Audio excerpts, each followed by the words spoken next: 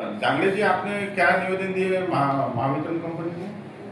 सर्वप्रथम तर नमस्कार. मी तरुण नरेंद्र कुमार जांगडे, हे माझे वडील आहे नरेंद्र कुमार कन्हैयालाल जांगडे. काल आम्ही अधीक्षक अभियंता साहेब जालना यांच्याकडे गेलो होतो, कारण की माझी दोन तक्रार म्हणजे एकच मीटरबद्दल दोन वेगळी तक्रार आहे. दोन वेळा तक्रार केली होती मी. ते आजपर्यंत त्याचं निवारण त्यांनी केलं नाही, महावितरण यांनी केलं नाही.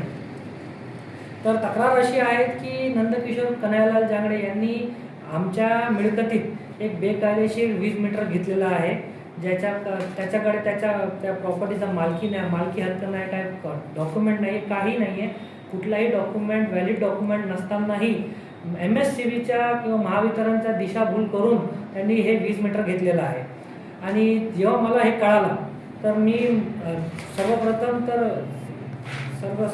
माझी एक कंप्लेंट होती 21/2/2025 रोजी, जसं मला कळालं. त्याच्यानंतर मी हे संजय गहाणे सहाय्यक अभियंता त्यांना भेटून आलो, त्यांना हे भेटून हे निवेदन दिलं. त्याच्यानंतर त्यांनी काही केलं नाही. त्याच्यानंतर परत एक 10/10/2025 रोजी परत एकदा तक्रार दिली की माझी अशी तक्रार पेंडिंग आहे, तुम्ही आतापर्यंत कुठली कारवाई केली नाही.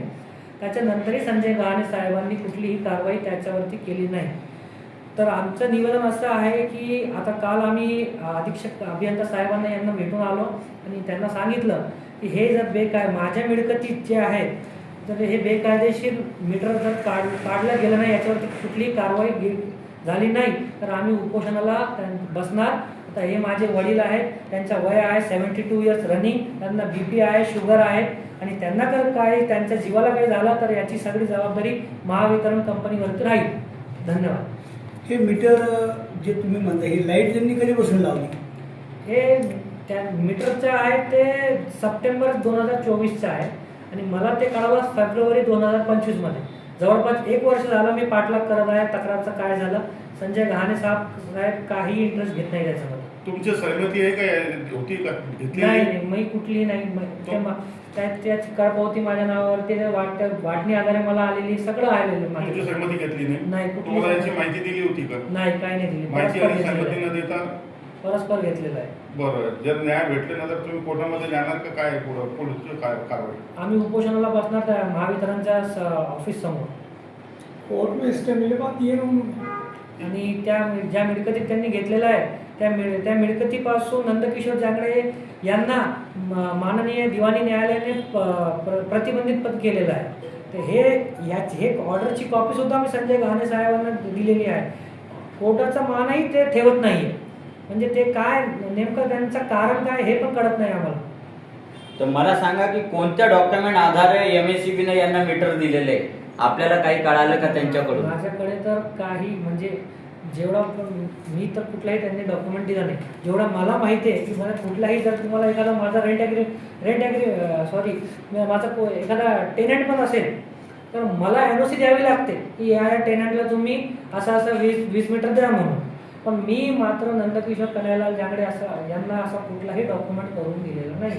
हमारा जो टेनेंट है वहाँ पे आनंदी किराना और एक श्रद्धा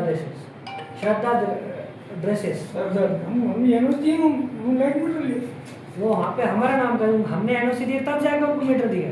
जनरली मीटर घेताना काय असतं की बाबा मीटर घेताना त्यांचा नियम आहे, तुमची रजिस्ट्री द्या, PR कार्ड द्या, ते काय नाही, अशा गोष्टी शक्यतो त्याच्यानंतर मीटर भेटतं असं त्यांचं म्हणणं आहे किंवा कायद्याचा त्रास व्हायला पाहिजे. असं काही झालं नाही असं तुम्हाला म्हणायचं का? हो, असं काही नाही झालं. आणि दुसरं असं आहे टॅक्स पावती वगैरे काही नाही त्यांच्याकडे. टॅक्स पावती नाही, टॅक्स पावती माझ्या नाव म्हणजे यांच्या नावावरती हे टॅक्स भरतात त्यामुळे आतापर्यंत ते टॅक्स भरतात. आणि सप्टेंबर 2024 मध्ये त्यांनी 20 मीटर घेतलेलं आहे. हे तिथे अभियंता काय त्यांचं नाव बोलले? संजय गहाणे यांना भेटले का तुम्ही? मी बऱ्याच वेळा त्यांना भेटलेलो आहे, त्यांना कॉलही केलेला आहे. ते कॉल तर माझा लवकर उचलत नाही.